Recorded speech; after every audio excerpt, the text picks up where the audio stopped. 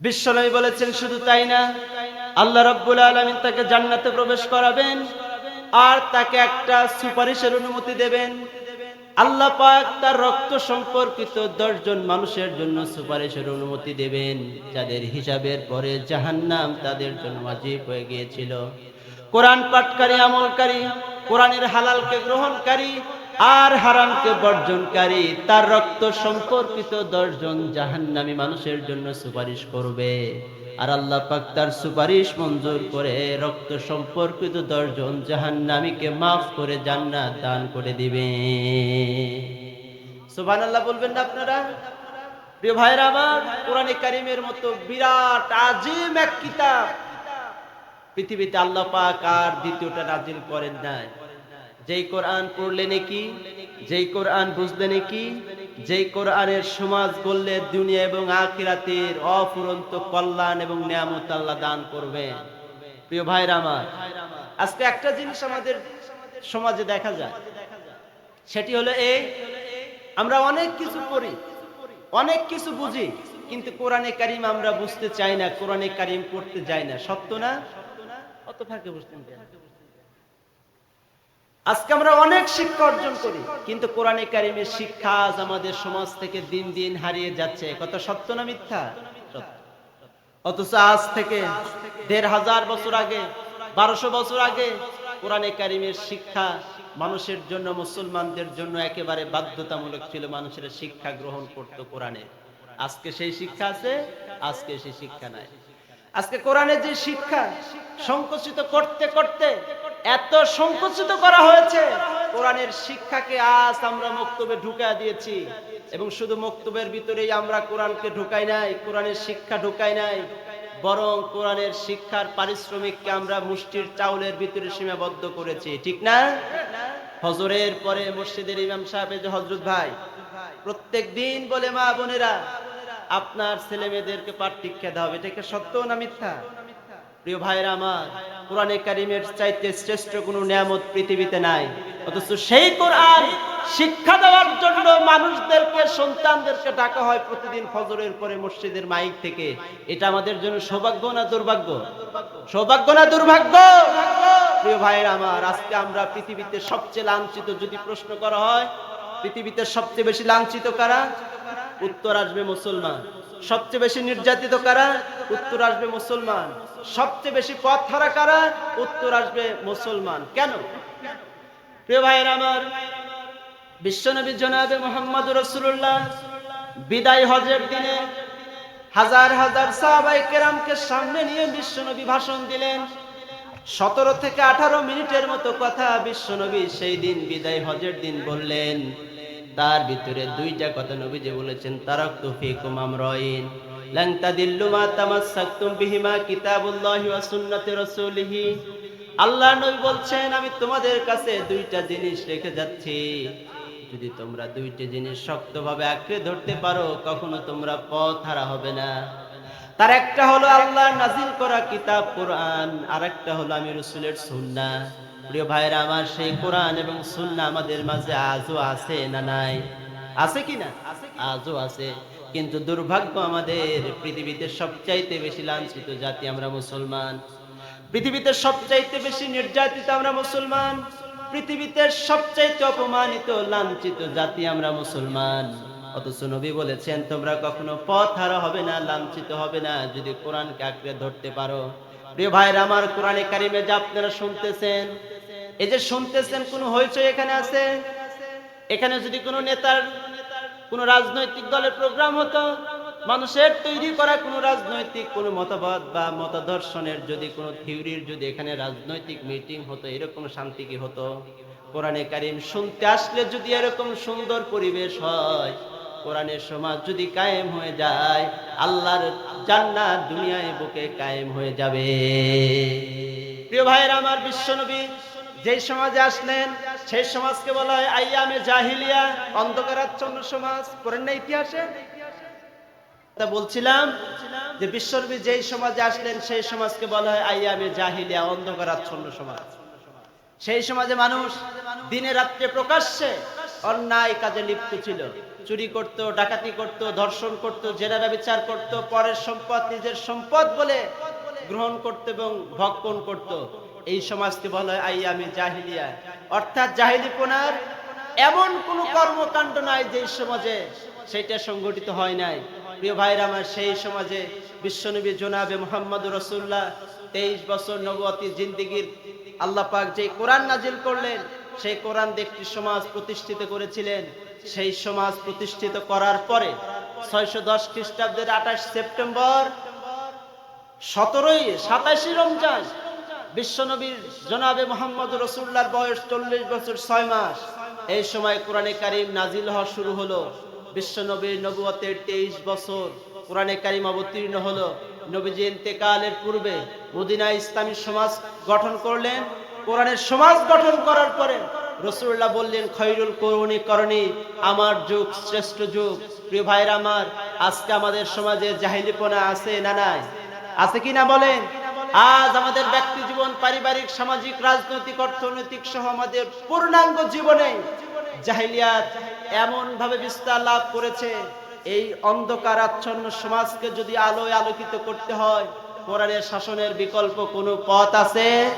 পৃথিবীর কোন মানুষের তৈরি করা মতবাদ, সমাজতন্ত্র, গণতন্ত্র, এরপরে কমিউনিজম, সোশ্যালিজম, এরপরে ধর্মনিরপেক্ষ মতবাদ সহ পৃথিবীর সমস্ত মতবাদ, মততন্ত্র মানুষের তৈরি করা, কোন মতবাদ দিয়ে পৃথিবীতে স্থায়ী শান্তি প্রতিষ্ঠিত হতে পারে না। পৃথিবীতে স্থায়ী শান্তি প্রতিষ্ঠিত হতে পারে আল্লাহর নাজিল করা মহাগ্রন্থ আল কোরআনের শাসনের মাধ্যমে। প্রিয় ভাইরা আমার, এরকম কোরআনের একটি সমাজ প্রতিষ্ঠিত হোক, তাকে আমরা চাই। ইনশাআল্লাহ আগামীতে সময় আসছে, কোরআনের বিজয় হবে ইনশাআল্লাহ। প্রিয় ভাইরা আমার, কিয়ামত বেশি দূরে নয়। কিয়ামতের পূর্বে পৃথিবীতে খেলাফত কায়েম হবে, কোরআনের রাজ কায়েম হবে। আমরা দেখতে পাচ্ছি ইমাম মাহদী আলাইহিস সালাম, ঈসা আলাইহিস সালাম আগমনের প্রেক্ষাপট রচিত হয়েছে। সিরিয়া, আফগানিস্তান, এরপরে আপনার ফিলিস্তিন, এই ফিলিস্তিন সহ গোটা মধ্যপ্রাচ্যের আজকের যে পরিস্থিতি, অদূর ভবিষ্যতে ইমাম মাহদী আলাইহিস সালাম পৃথিবীতে আগমন করবেন, ঈসা আলাইহিস সালাম আগমন করবেন, কোরআনের রাজ কায়েম হবে। সেই কোরআনের রাজ যেন বাংলার জমিনেও কায়েম হয়, সেই প্রচেষ্টা আমাদের অব্যাহত রাখতে হবে।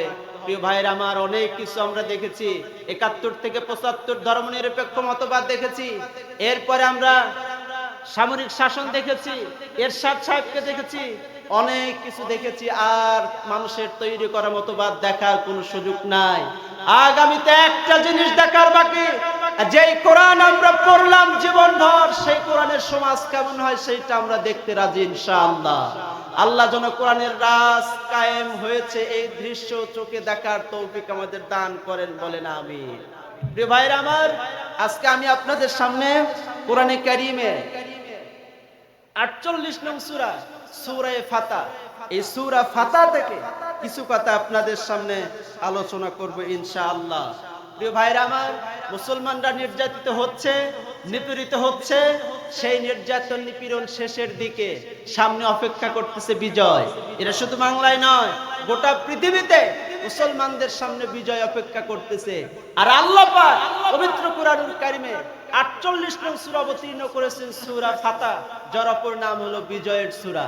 আজকে আমরা দেখব বিজয়ের সূরাতে আল্লাহ কি বলেছেন আর সামনে আমাদের কি বিজয় অপেক্ষা করতেছে। প্রিয় ভাইরা আমার, সূরাতুল ফাতা পবিত্র কোরআনুল কারীমের 48 নং সূরা অবতীর্ণ হয়েছে মদিনায়। মোট আয়াত রয়েছে 28টি, রুকু সংখ্যা 4টি। এই হলো সূরাতুল ফাতা। আল্লাহ পাক এই সূরায় অনেকগুলো বিষয় বলেছেন। 6ষ্ঠ হিজরির জিলকদ মাসে আল্লাহ পাক সূরাতুল ফাতা অবতীর্ণ করেছেন। পবিত্র কোরআনুল কারীমের আলোচনা শোনার জন্য, বোঝার জন্য, এর প্রেক্ষাপট বা নাজিলের কারণ, এই বিষয়গুলোকে আমাদের একটু জানতে হবে। কারণ কোরআন কোন কারণে নাজিল হয়েছে সেটা যদি আমরা না জানি, কোরআনের ব্যাখ্যা পূর্ণাঙ্গভাবে বোঝা আমাদের পক্ষে কখনো সম্ভব না। প্রিয় ভাইরা আমার, আল্লাহ রাব্বুল আলামিন শুরু করছেন, ইন্না ফাতাহনা লাকা ফাতহাম মুবিনা লিয়াগফিরা লাকাল্লাহু মা তাকদ্দামা মিন যামবিকা ওয়া মা তাআখার ويتم نعمته عليك ويهديك صراطا মুস্তাকিমা। আল্লাহ পাক বলছেন ইন্না ফাতাহনা লাকা ফাতহাম মুবিনা, হে রাসূল নিশ্চয় আমি আপনাকে বিজয় দিয়েছি, সুস্পষ্ট বিজয়। প্রিয় ভাইরা আমার, এই সূরা ফাতার প্রথম আয়াতে আল্লাহ পাক তার রাসূলকে সম্বোধন করে বলছেন, হে রাসূল আমি আপনাকে বিজয় দিয়েছি, সুস্পষ্ট বিজয়। এই বিজয় দ্বারা মুফাসসিরিনে কিরাম বলেছেন দুইটা বিজয় উদ্দেশ্য। একটা হলো হুদায়বিয়ার সন্ধি, দ্বিতীয় নাম্বার হলো মক্কা বিজয়। প্রিয় ভাইরা আমার, হুদায়বিয়ার সন্ধি বিশ্বনবী জনাবে মুহাম্মদ রাসূলুল্লাহ সাল্লাল্লাহু আলাইহি ওয়াসাল্লাম মক্কা থেকে হিজরত করে গিয়েছেন মদিনায়। 6 বছর হয়ে গেল। 622 হিজরত করেছেন, 628 খ্রিস্টাব্দে জিলকদ মাসের পূর্বে বিশ্বনবী একদিন ঘুমিয়ে আছেন রাত্রিবেলায়। নবীজি স্বপ্নে দেখলেন বিশ্বনবী তার সাহাবায়ে কেরামকে সাথে নিয়ে আল্লাহর নবী জনাবে মুহাম্মদ রাসূলুল্লাহ মক্কায় প্রবেশ করেছেন। মক্কায় প্রবেশ করার পরে বিশ্বনবী কাবার দরজা খুলেছেন। কাবার দরজা খুলে কাবা ঘরের ভিতরে প্রবেশ করেছেন। 2 রাকাত নামাজ আদায় করেছেন, কাবা ঘর তওয়াফ করেছেন, উমরা আদায় করেছেন। বিশ্বনবীর ঘুম ভেঙে গেল। বিশ্বনবী পরের দিন ফজরের নামাজ আদায় করে সাহাবীদেরকে বললেন, সাহাবীরা আমি রাত্রে স্বপ্নে দেখেছি তোমরা সহ আমি মক্কায় প্রবেশ করেছি, উমরা করেছি, কুরবানি করেছি, কাবা ঘরে প্রবেশ করেছি। বিশ্বনবীর স্বপ্ন শোনার সাথে সাথে সাহাবায়ে কেরাম বললেন, ইয়া রাসূলুল্লাহ আমরা একটু সেই মক্কায় প্রবেশ করতে চাই। যেই মানুষগুলো এসেছেন 6 বছর আগে মাতৃভূমি ছেড়ে, বিশ্বনবী মাতৃভূমি ছেড়ে 6 বছর আগে মদিনায় এসেছেন, সেই রাসূলের স্বপ্ন দেখা এবং সাহাবীদের কাছে বলার সাথে সাথে সাহাবীরা আনন্দে আত্মারা হয়ে গেলেন। সাহাবীদের মনে আশার সঞ্চার হলো আমরা মাতৃভূমিতে ফিরতে পারবো। যেই মক্কার লোকেরা নির্যাতিত করে অত্যাচার করে 6 বছর আগে আমাদের বিতাড়িত করেছে, আজকে আমরা রাসূলের স্বপ্নের মাধ্যমে হয়তো সেখানে পৌঁছতে পারবো, সেই সংবাদ আল্লাহ দিয়েছেন। প্রিয় ভাইরা আমার, নবী রাসূল যে স্বপ্ন দেখেছেন সেটা কোনো স্বপ্ন নয়। নবী রাসূলরা যত স্বপ্ন দেখেছেন শুধুমাত্র স্বপ্ন নয়, বরং নবী রাসূলদের স্বপ্ন আল্লাহর পক্ষ থেকে এক প্রকার ওহী। বিশ্বনবী জনাবে মুহাম্মদ রাসূলুল্লাহ ঘোষণা করে দিলেন, যারা যেতে চাও আমার সাথে মক্কায় উমরা করার জন্য প্রস্তুতি নাও। প্রকৃত ঈমানদারেরা রাসূলের সাথে যাওয়ার জন্য প্রস্তুতি নিল। আর মুনাফিকরা, যাদের অন্তরে মুনাফিকের রোগ রয়েছে, তারা বলল দেখো 6 বছর আগে যারা মাতৃভূমি থেকে পলায় আসছে তারা যাবে আবার সেখানে। প্রিয় ভাইরা আমার, বিশ্বনবী জিলকদ মাসের 1ম তারিখে বৃহস্পতিবার নিজের জামা কাপড় নিজে পরিষ্কার করলেন। 6ষ্ঠ হিজরির জিলকদ মাসের 1ম তারিখ বৃহস্পতিবার নবীজি নিজের জামা কাপড় নিজে পরিষ্কার করলেন। এরপর নিজের উটনি কাসওয়া নামক উটনির উপরে নবীজি আরোহণ করলেন। বিশ্বনবী উমরার উদ্দেশ্যে মক্কার দিকে রওনা করবেন।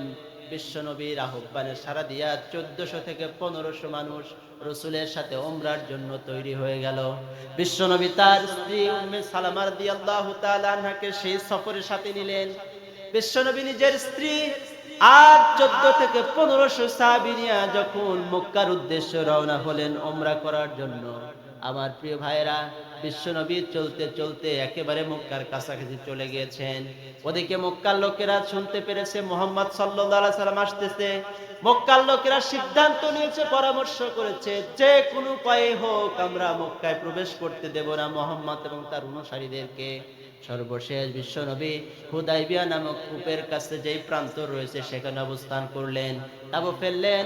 তাবু ফেলার পরে বিশ্বনবী জনাবে মুহাম্মদ রাসূলুল্লাহ সাল্লাল্লাহু আলাইহি ওয়াসাল্লাম সংবাদ সংগ্রহের জন্য গোয়েন্দা প্রেরণ করলেন। একজন এসে খবর দিল, ইয়া রাসূলুল্লাহ মক্কার লোকেরা তরবারি নিয়ে বসে আছে, যাকেই পাবে তাকেই হত্যা করবে, মক্কায় প্রবেশ করতে দেবে না।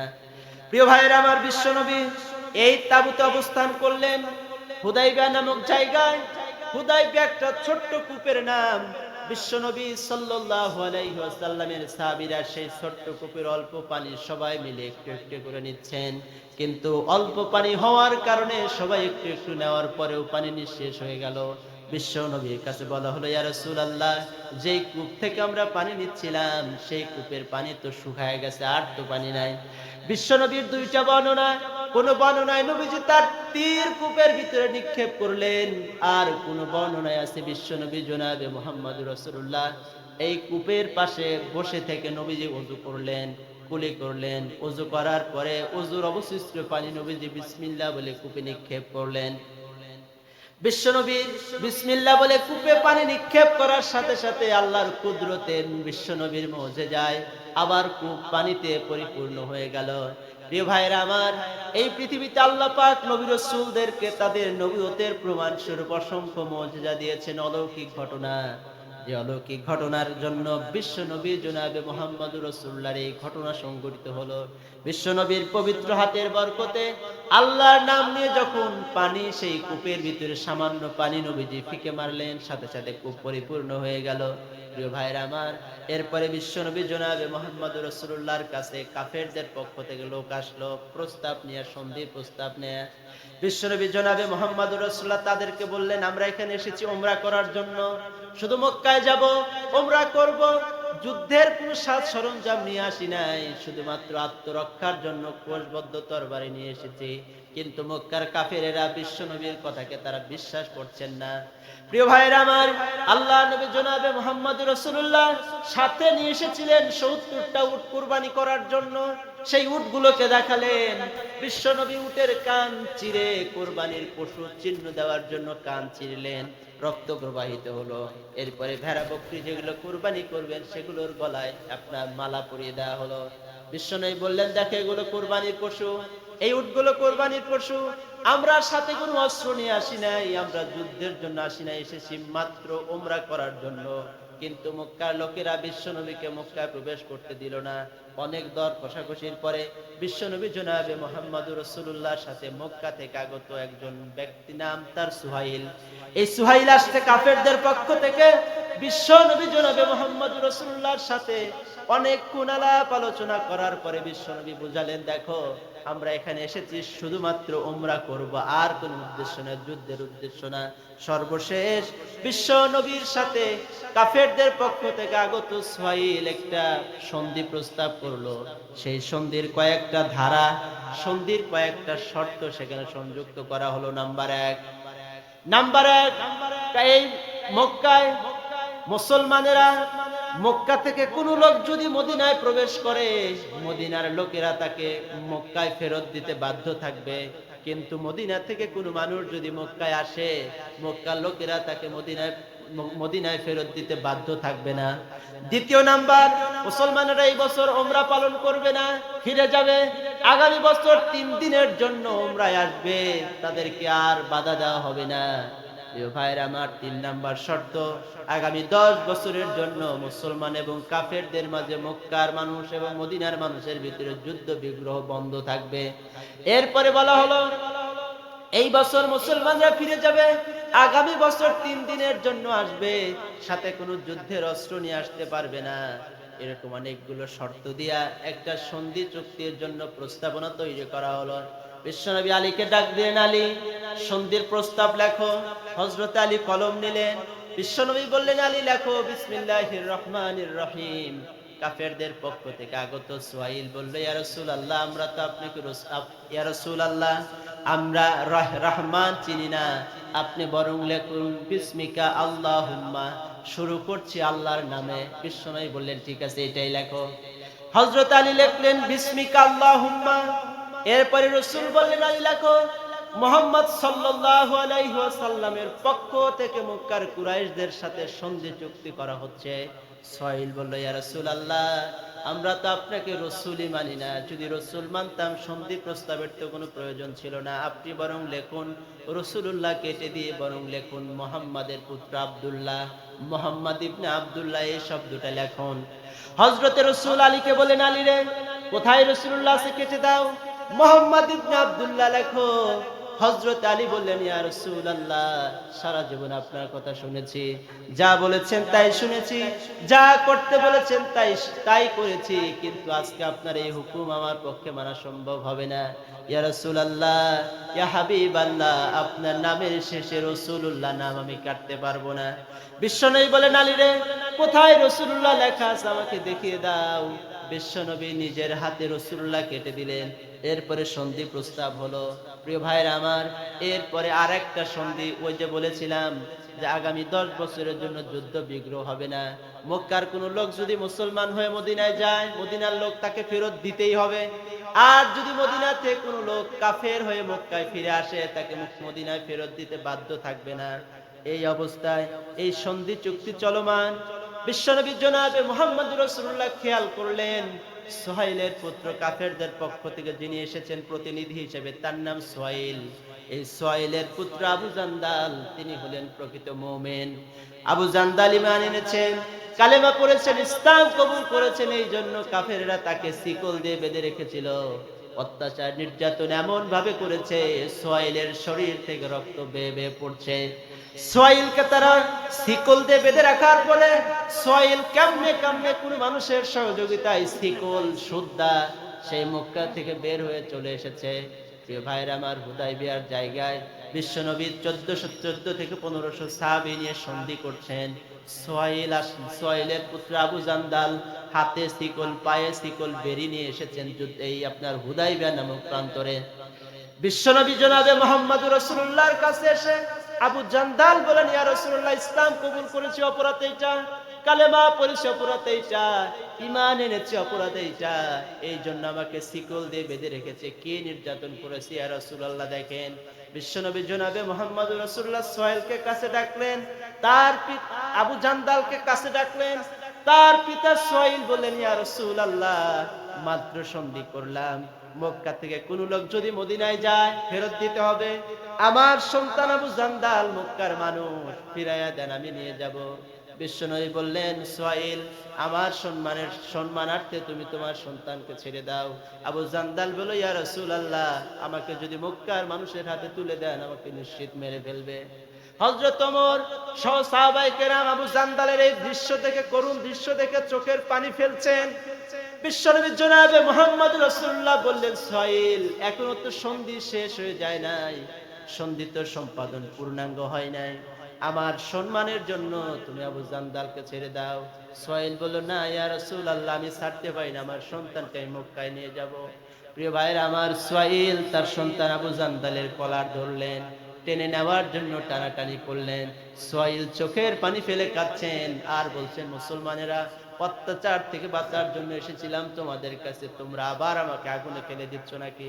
প্রিয় ভাইরা আমার, এই করুণ পরিস্থিতি দেখে বিশ্বনবী সন্ধির শর্ত মোতাবেক জান্দালকে ফেরত দিলেন, সুহাইলের হাতে তুলে দিলেন।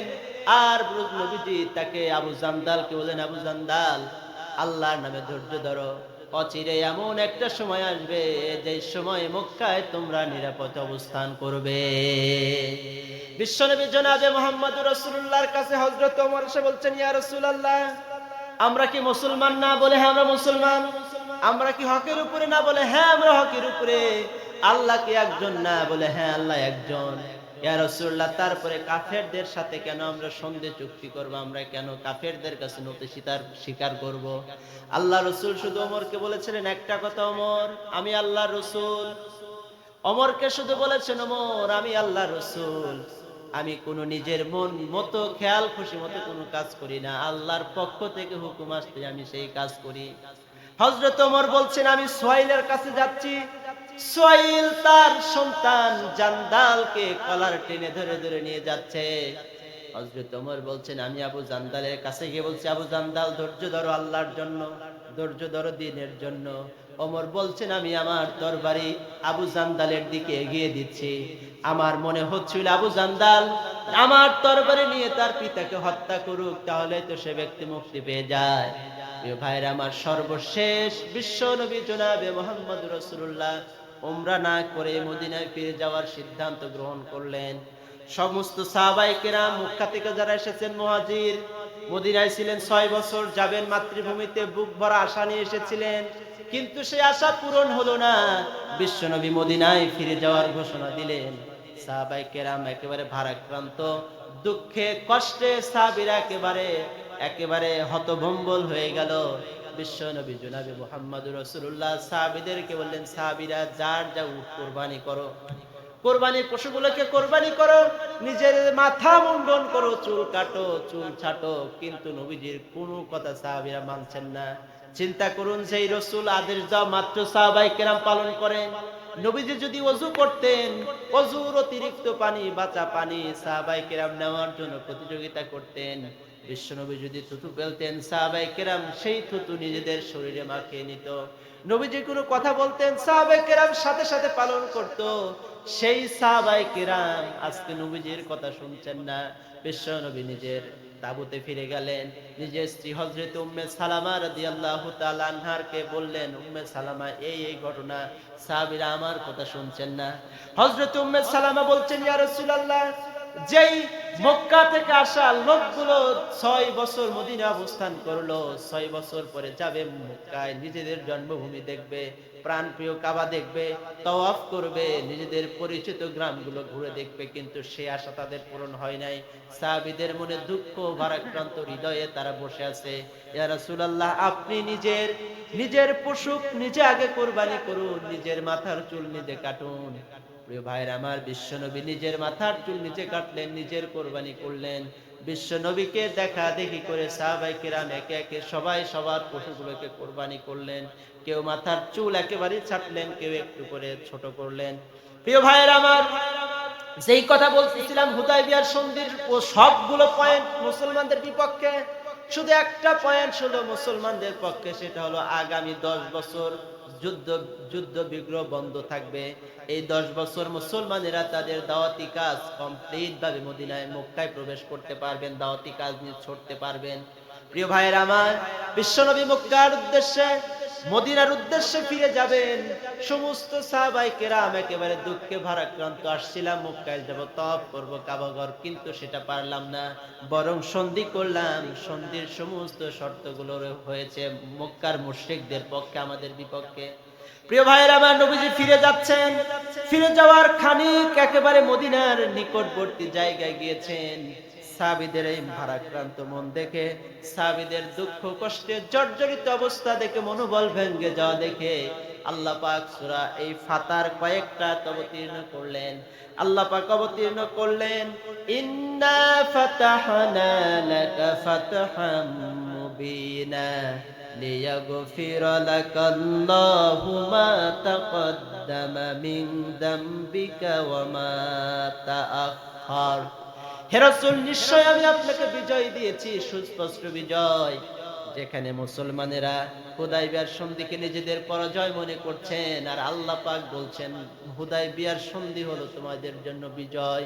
প্রিয় ভাইয়ের আমার, এখানে খেয়াল করুন, আপাতত দৃষ্টিতে মনে হচ্ছে মুসলমানরা পরাজিত হয়েছেন, কিন্তু না, মুসলমানরা পরাজিত হয় নাই।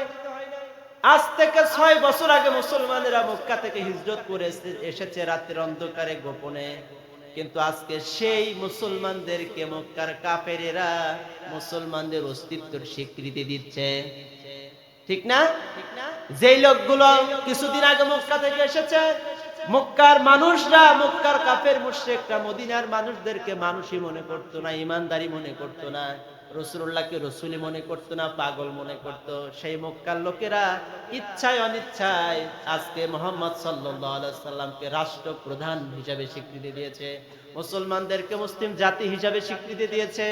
মদিনাকে বারবার আক্রমণ করতে চাইতে মদিনাকে ভূখণ্ডই মনে করতো না, সেই মানুষের আজকে মদিনাকে স্বাধীন সার্বভৌম ইসলামী রাষ্ট্র বলে স্বীকৃতি দিয়েছে। আগামী 10 বছর যুদ্ধ বিগ্রহ বন্ধ থাকবে। এই সময়ে মুসলমানেরা দাওয়াতি কাজ পুরোদমে পরিচালনা করবে। প্রিয় ভাইয়ের আমার, 628 খ্রিস্টাব্দে হুদায়বিয়ার সন্ধি হলো। নবীজির সাথে মাত্র সাহাবী ছিলেন 1400 থেকে 1500। এর 2 বছর পরে মক্কা বিজয় হলো। এর 2 বছর হুদায়বিয়ার সন্ধি থেকে মাত্র 2 বছর পরে যখন হুদায়বিয়ার সন্ধির 2 বছর পরে যখন মক্কা বিজয় হলো, বিশ্বনবী 2 বছর এত বেশি পরিমাণ দাওয়াতি কাজ করেছিলেন। 1400-1500 সাহাবী থেকে নবীজি 2 বছর দাওয়াতি কাজে এত বৃদ্ধি পেয়েছিল। নবীজি মক্কা বিজয়ের দিন 10,000 সাহাবী নিয়ে মদিনায় আক্রমণ করেছিলেন। এটাই হলো সুস্পষ্ট বিজয়। ইন্না ফাতাহনা লাকা ফাতহাম মুবিনা, সুস্পষ্ট বিজয়। 2 বছরের মাথায় মুসলমানদের সংখ্যা এত বেশি বৃদ্ধি পেয়েছে।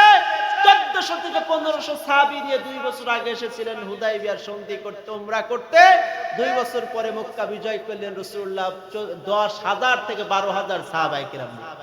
প্রিয় ভাইরা আমার, মক্কা বিজয় ইন্না ফাতাহনা লাকা ফাতহাম মুবিনা, এই বিজয়ের ভিতরে মামা হ্যালো বলেন না, এখন আসে না, আসবে 9:30 সোয়া 9টা 9:30। প্রিয় ভাইরা আমার, যে কথা বলছিলাম, বিশ্বনবী জনাবে মুহাম্মদুর রাসূলুল্লাহ 2 বছরের সময়ে, দীর্ঘ সময়, এই দীর্ঘ সময় না, মাত্র স্বল্প কিছু সময়, 2 বছর, 6 বছরে মুসলমানদের এই সাহাবায়ে কেরাম হয়েছে 1400, যুদ্ধে যাওয়ার মতো সাহাবায়ে কেরাম তৈরি হয়েছে 1400। 6 বছরে 1400 আর 2 বছরে রাসূলুল্লাহ তৈরি করেছেন 10,000-এর মতো সাহাবী। এবার দেখুন মক্কা বিজয়ের ঘটনা। বিশ্বনবী জনাবে মুহাম্মদুর রাসূলুল্লাহ মক্কা বিজয় করবেন 630 খ্রিস্টাব্দের ঘটনা। রমজান মাসে 17ই রমজান মক্কা বিজয় হয়ে গেল। বিশ্বনবী জনাবে মুহাম্মদুর রাসূলুল্লাহ 10,000 সাহাবায়ে কেরাম নিয়ে, সৈন্য নিয়ে মক্কার অভিমুখে রওনা হলেন। প্রিয় ভাইরা আমার, 10,000 সাহাবী মক্কা অভিমুখে রওনা হচ্ছেন।